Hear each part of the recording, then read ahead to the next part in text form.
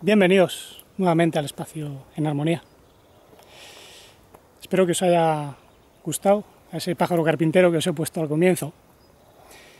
Escuché el sonido del pajarillo y me pareció una manera bonita de comenzar, porque por primera vez lo logré filmar, nunca lo había filmado, ni siquiera sabía qué colores tenía.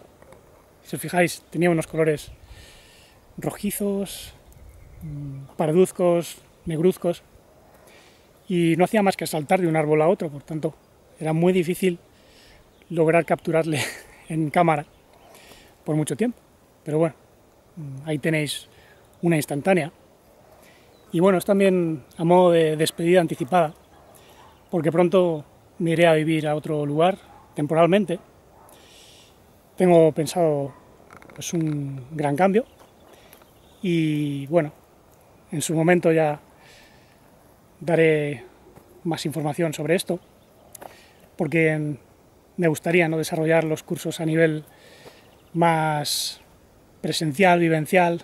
Necesito un entorno donde pueda estar más en contacto con la naturaleza y, digamos, abrir la enseñanza a otro nivel, ¿no? Porque ahora mismo el curso que imparto es sobre todo online. Sí que es verdad que hay personas que me contactan por vía WhatsApp después de alguna sesión, ¿no? Y por ese medio les asesoro, pero los cursos los he estado desarrollando sobre todo a nivel de Zoom. Y bueno, las sesiones, algunas las he hecho presencialmente, evidentemente, y ahí sí que he podido transmitir directamente algunos de los procedimientos que normalmente utilizo, ¿no?, para abrir el corazón y la mente de las personas.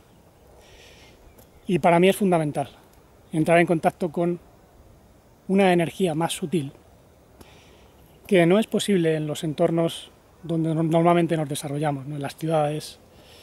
Sí que es verdad que a nivel interno, de interiorización, se pueden hacer algún tipo de aproximaciones, aunque vivas en la ciudad, ¿no?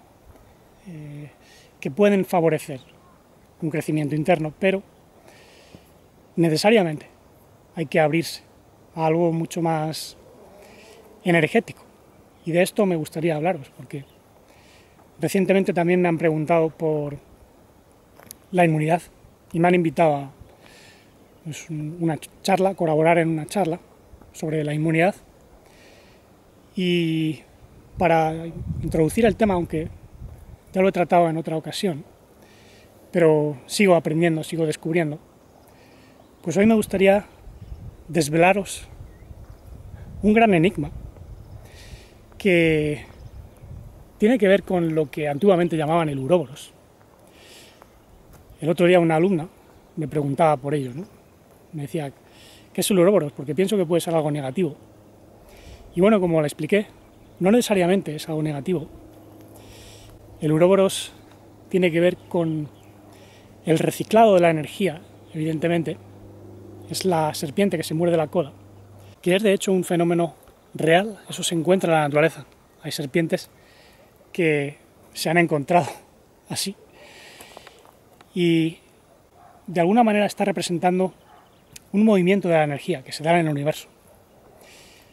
Tiene que ver con el feedback y con el reciclado de la energía.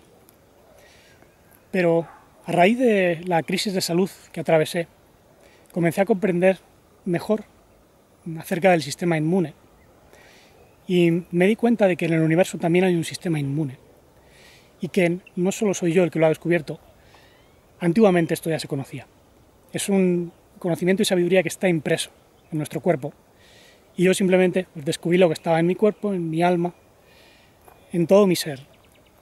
Y por eso me gustaría compartirlo con vosotros. Aunque ya os he hablado del uróboros y os he dado pistas sobre todo esto en múltiples vídeos, ¿no? La ignorancia abrió una brecha en la inmunidad del universo.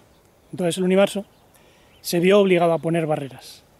Y esa barrera es el uróboros. El uróboros fue un procedimiento para neutralizar el tiempo. Una de las mayores genialidades de lo que podemos llamar el dios fuerte.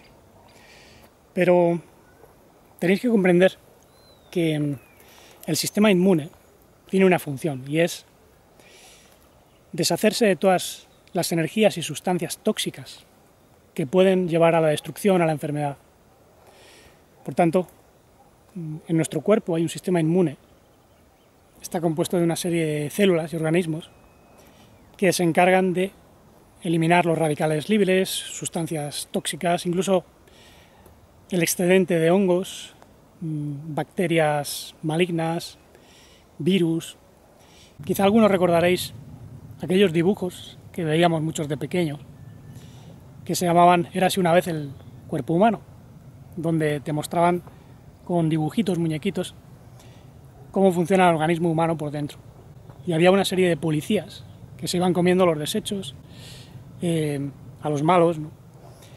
Y bueno, pues es exactamente eso. Y evidentemente el sistema inmune tiene que estar regulado. Regulado para que no sea ni muy intenso ni demasiado bajo. Cuando no hay inmunidad se produce lo que llaman el VIH, lo llaman SIDA también, ¿no? El síndrome de inmunodeficiencia adquirida, que es cuando la persona pues, no tiene un sistema inmune para protegerse de siquiera un resfriado. Entonces, eso les puede llevar a la muerte. Tiene que haber una mayor proporción de bacterias buenas que malignas, evidentemente. Y lo mismo sucede en el universo. El universo no destroza todo lo negativo, todo lo malo. Algunas corrientes, como el zurbanismo, sostenían que hay una fuerza del tiempo que es malvada y que desde los tiempos primordiales pues coexiste con el bien, pero la luz del bien ha precedido siempre a la oscuridad. La oscuridad vino después. Es decir, no está en el mismo nivel ontológico. Entonces, cuando surge la oscuridad o el mal o la enfermedad, el universo y el cuerpo físico no lo elimina de manera total.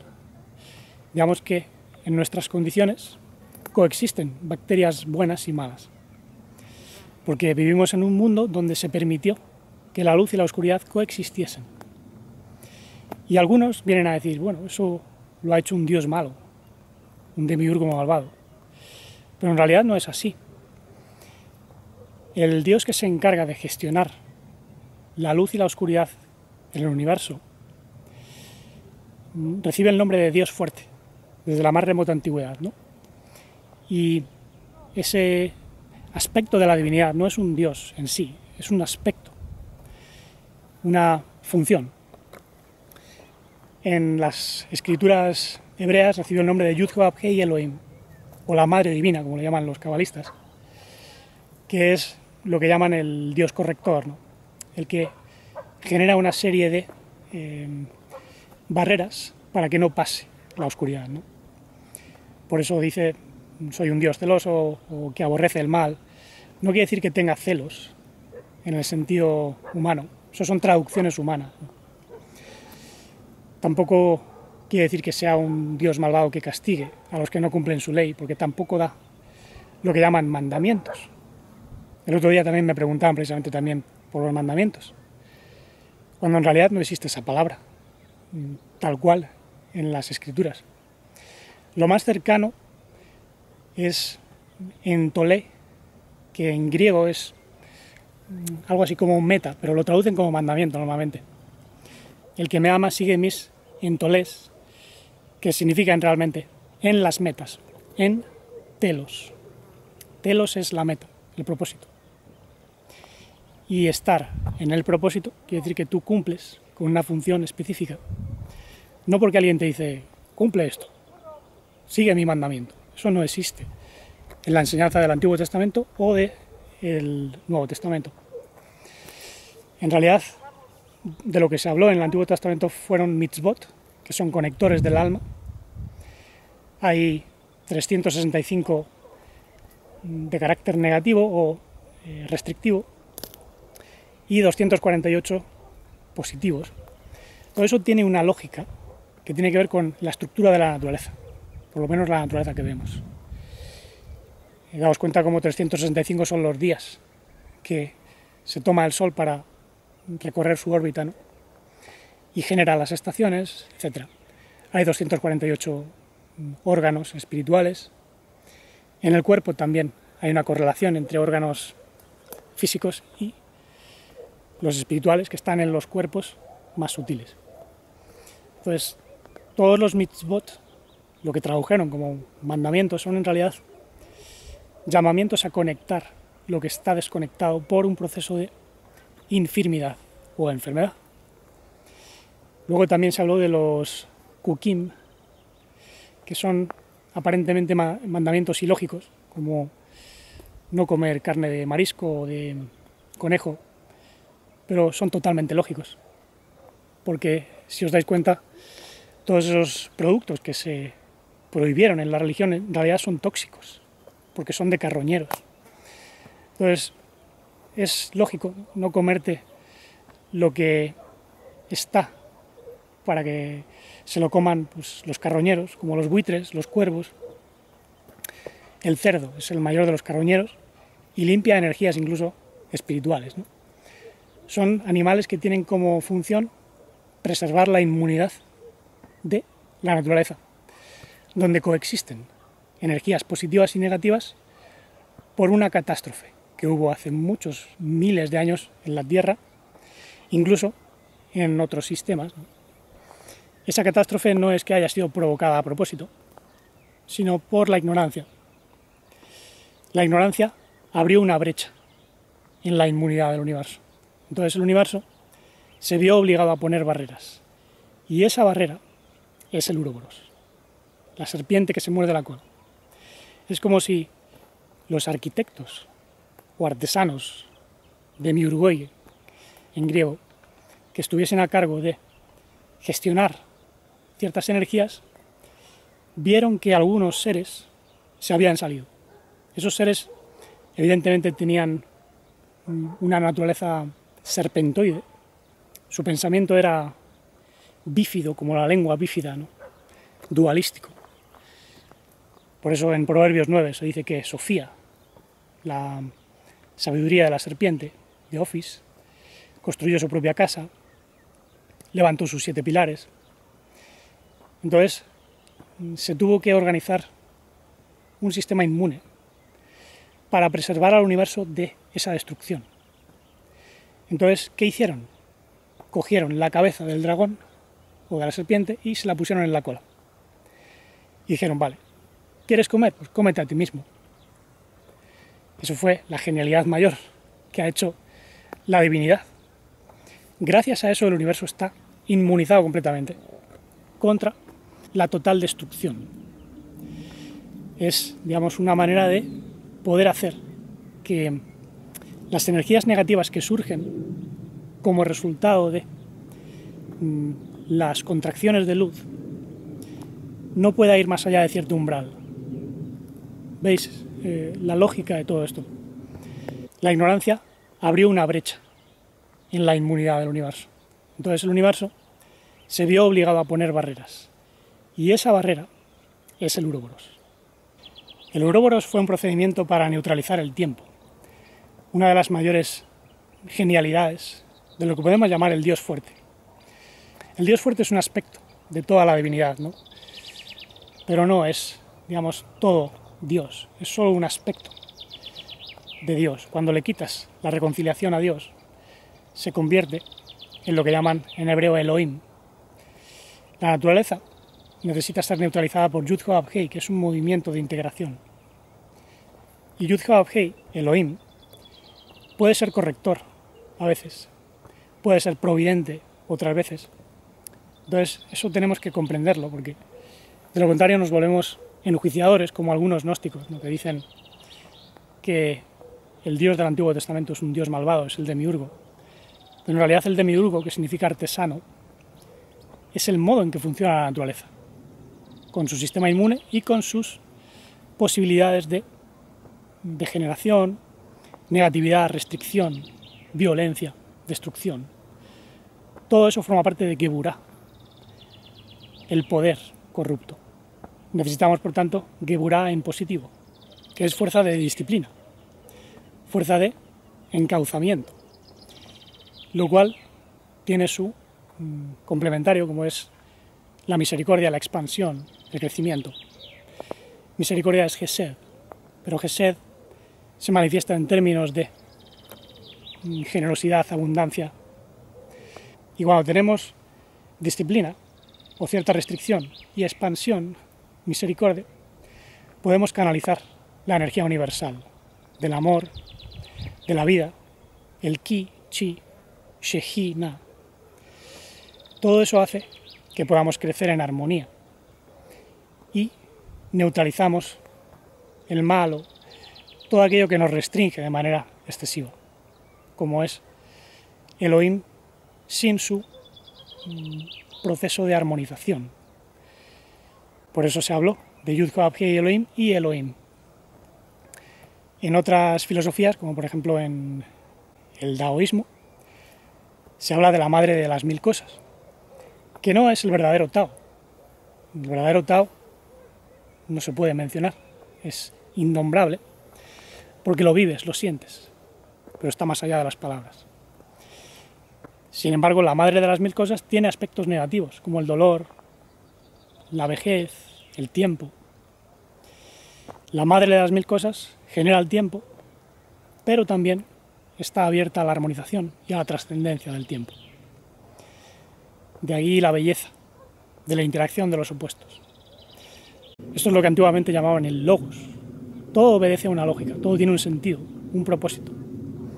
Entonces, si tú puedes realmente sentir y comprender el sentido de la enfermedad, del dolor, del sufrimiento, entonces estarás en el camino a la inmunidad y a la sanación.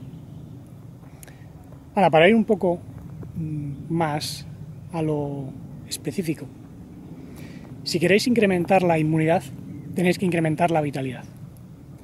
La inmunidad es directamente proporcional al crecimiento de la vitalidad, de la vida.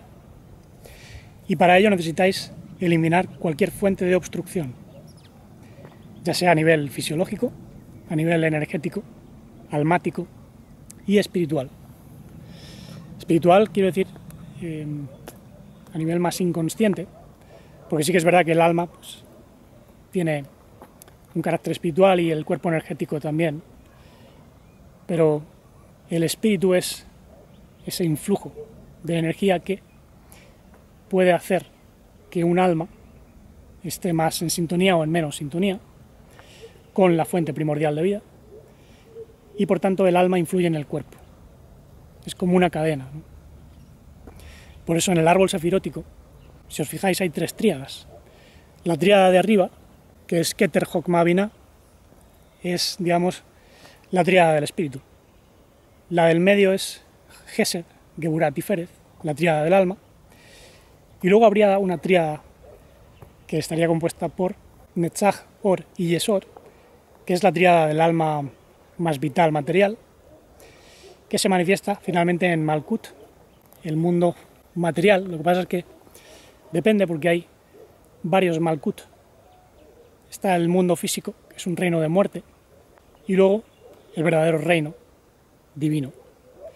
Entonces, para lograr estar inmunizados contra todo lo que son las fuerzas tóxicas y negativas del mundo físico, necesitamos comprender cómo genera energía nuestro cuerpo, nuestro alma, nuestro verdadero espíritu, para así poder generar nuestro propio uróboros, de tal manera que la energía de la serpiente esté neutralizada en nosotros.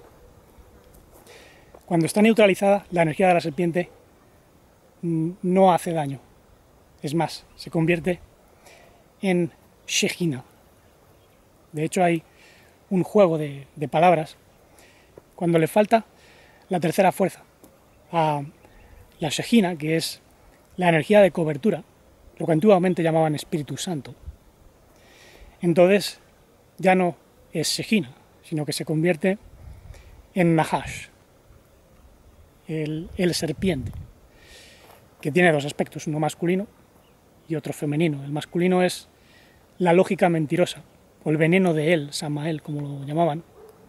Y luego estaría Lilith, que es una energía relacionada con Laila, la oscuridad. Todo esto se conoce no solo en la sabiduría hebrea, también se habla de ello en el taoísmo o el daoísmo. De otro modo, porque en Oriente son más dados a la práctica.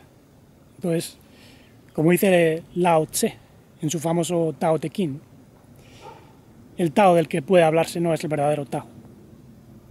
Entonces, por eso me gustaría enseñar todas estas cosas en silencio, con movimientos, con procedimientos o artes relacionadas con la inteligencia silenciosa. Yo he aprendido mucho de las artes marciales, evidentemente, pero al cabo del tiempo pues, exploré el yoga físico en diferentes variantes y después, a raíz de pues, una serie de lesiones que tuve, exploré lo que llaman el Qigong o el Qigong, que a mí me está ayudando mucho a comprender cómo funciona la energía, cómo se mueve la energía. Y digamos que estoy haciendo una síntesis de todo eso, ¿no? Por ello, explicar estas cosas de manera léxica por medio del lenguaje pues es muy incompleto. Entonces, todo lo que os estoy explicando es algo que yo he vivido en mí mismo, que lo he comprobado, que lo observo. Mis mayores maestros son la naturaleza, la intuición divina. He tenido, eso sí, mentores, pero el verdadero maestro siempre es la naturaleza y su fuente. En español, en castellano, la palabra maestro significa alguien que enseña, ¿no? Que te transmite unos conocimientos. Pero evidentemente el maestro al que se refería, Isho, es el verdadero maestro, ¿no? Por eso decía, a nadie llaméis rabí o maestro, porque solo uno es el maestro. Ese uno es la unidad, la unicidad, la interrelación. Por tanto, cuando lográis comprender qué es el maestro, todo se convierte en vuestro maestro. Los árboles, las plantas, los pájaros, las personas que tenéis a vuestro alrededor, todo es parte de un proceso de aprendizaje. Y por tanto, cuando lográis tener un respeto por la vivencia, por el sentir, con apertura, entonces podéis tener acceso a un lenguaje más sutil que os lleva incluso al silencio. Podéis aprender de una manera que no entraña tantas palabras o tanto conocimiento por medio de datos. Lo que recibís es un influjo de comprensión inmediata.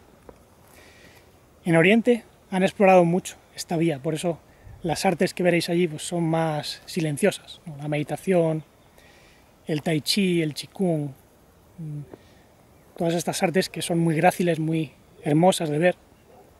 A mí particularmente me llena más el arte en movimiento que las posturas estáticas del yoga, por ejemplo, aunque reconozco que pueden ser terapéuticas, ¿no? Y es importante también no sacarlo de contexto, no meterlo en un contexto religioso, de adoración, por ejemplo, porque también hay danzas ritualísticas o tipos de yoga, por ejemplo, que están metidos dentro de un sistema de adoración religiosa. Cuando hablo del yoga, por ejemplo, no me refiero a un yoga rígido, estático o religioso, sino al yuga, a la conexión.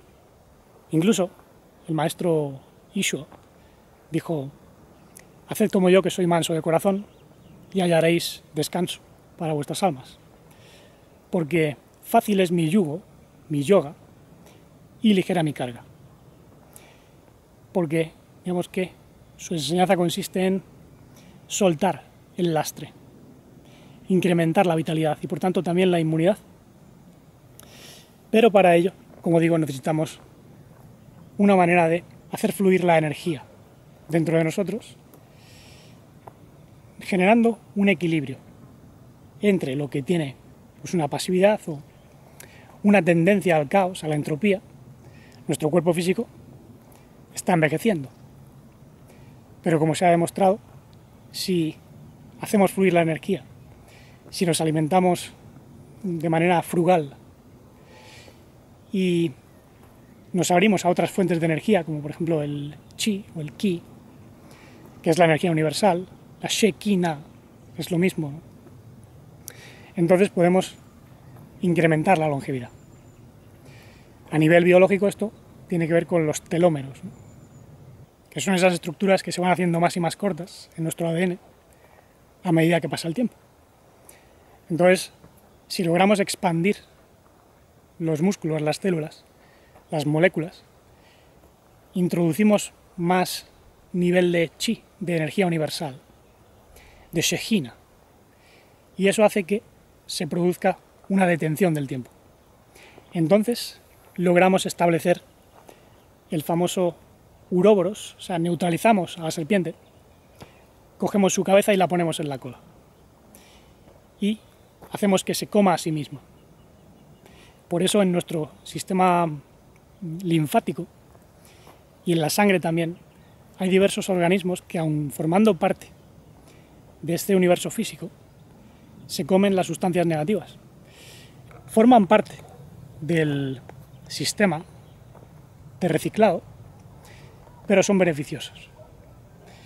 Digamos que a nivel universal hay una policía también, y esa policía no deja que ciertas almas oscuras o seres oscuros pasen de cierto umbral.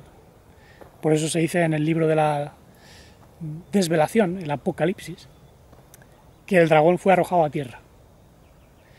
Es decir, no hay un dios malo por ahí que controle a las almas, ¿no? En realidad lo que hay es un sistema de inmunización, un sistema inmune que impide que la oscuridad pase cierto umbral. Entonces, el problema no es que no te dejen ascender, el problema es que hay seres que no hacen su trabajo. Nosotros tenemos la obligación de limpiar todo desde dentro. El que limpia está inmunizado. El que limpia, digamos, no tiene que tener miedo de aquellos entes oscuros o energías negativas que se puedan aprovechar de toda esa oscuridad interior. Porque si sacas aquello de lo que se alimenta la oscuridad ya no tiene poder sobre ti. Ya no es un señor que te domina. El maestro eres tú. El maestro es tu propia dinámica de inteligencia. Pero esto no se puede hacer desconectados de toda la dinámica universal, de todo el sistema inmune universal. Tenemos que recordar que somos no mera parte, sino un holón dentro de una holarquía. De esto ya he hablado mucho. No es lo mismo ser parte de que ser una expresión total de. Y por tanto, una completud que puede canalizar toda la fuerza del universo en un punto determinado. De esto se habla en ciertas artes antiguas, artes como por ejemplo el Qigong, que os he mencionado, que mueven esa energía universal, y algunas personas lo han utilizado para realizar hazañas, ¿no? Los monjes Shaolin, por ejemplo. Pero pienso que eso es un aspecto un tanto limitado, ¿no? Debería utilizarse más para la sanación, más que para volar por los aires, dar saltos impresionantes o ponerse una lanza en el cuello y que no te haga daño. Digamos que esos son exhibicionismos que no valen realmente para desarrollarse. Por eso muchos monjes Shaolin no han acabado bien, o personas que han desarrollado esas artes no acabaron muy bien, ¿no? Bruce Lee, ¿no? Él se hizo experto en Kung Fu y en Qigong, pero murió en extrañas circunstancias, o por lo menos murió a una edad a la que no debería haber muerto, y eso de algún modo está reflejando cómo trató a su cuerpo, con mucha violencia. Las películas de Bruce Lee son violentas, y la verdadera naturaleza no tiene nada que ver con la violencia. La violencia surge cuando hay un desbalance, un desequilibrio. Y evidentemente eso se da en la naturaleza que vemos, porque la naturaleza de este planeta es muy violenta y muy cruel. No es la Pachamama idílica, romántica que presentan a veces muchos, ¿no? Así que esta ha sido la introducción. Espero que os haya dado suficiente material para pensamiento, comida para el pensamiento, y recordar que hay 3 alimentos básicos, no solo el alimento físico, que es el mínimo. El verdadero alimento nos llega a través de la respiración y de las impresiones. Cuanto más consciente percibamos, más alimento vital recibiremos. Lo mismo sucede con la respiración. Hay elementos del Sol, de los planetas, de la Luna, que se pueden absorber y transformar por medio de una respiración suave, no agitada y sobre todo consciente. Eso es lo que hace que podamos generar más ki, energía cinética, el chi, la shekina, para tener más con-ci o conciencia, conciencia. Si os dais cuenta, el ki está en todas partes. Incluso en el nombre que me dieron mis padres cuando yo era pequeño, me llamaban Chen, diminutivo de inocencia. Y en un punto determinado me di cuenta de que parte de mi misión era descubrir el arte de la energía, el gen, Chen, que es lo que nos lleva a la sanación. Por tanto, en esa misión sigo. Así que muchas gracias por escuchar y ya seguiré el próximo día, que se está acabando la batería, que no tiene chi, por cierto. Eso es energía artificial. Pero bueno, más el próximo día. Sigamos abriendo nuestro corazón, nuestra mente, para manifestar el amor sin límites, la vida no fragmentada, la conciencia integral y la serenidad dichosa e infinita.